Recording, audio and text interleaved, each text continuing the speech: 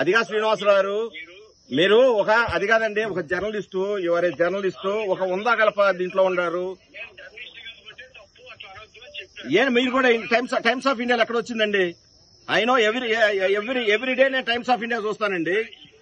కాదండి, మీరు ఒక రైతు కుటుంబంలోంచి వస్తే ఇట్లా మాట్లాడరు. అది కాదండి, ఇప్పుడు అట్టగాదు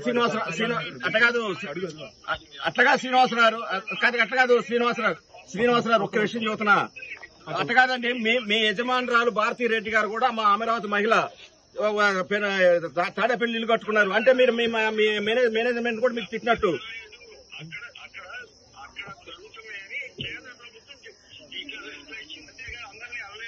ఎవరు మీరు అతను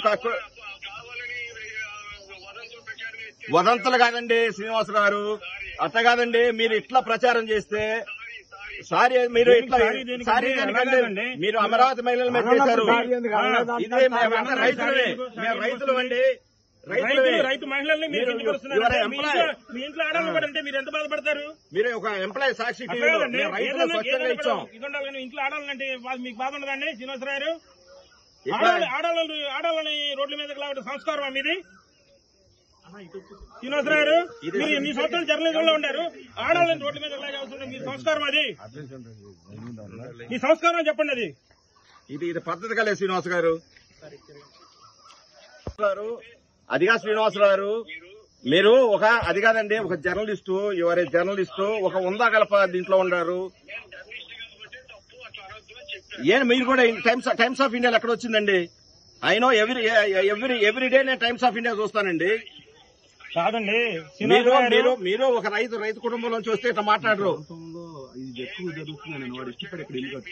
అది కాదండి, ఇప్పుడు అట్టగాదు శ్రీనివాసరావు ఒక్క విషయం చెబుతున్నా. అట్టగాదండి, మీ యజమానురాలు భారతీ రెడ్డి గారు కూడా మా అమరావతి మహిళ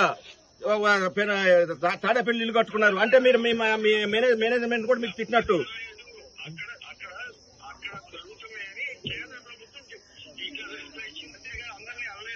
ఎవరు మీరు అతను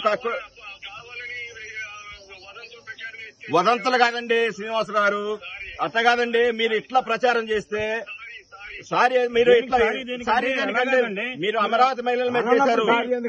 ఇదే రైతులు అండి, రైతు మహిళల్ని మీ ఇంట్లో ఆడాలి అంటే మీరు ఎంత బాధపడతారు?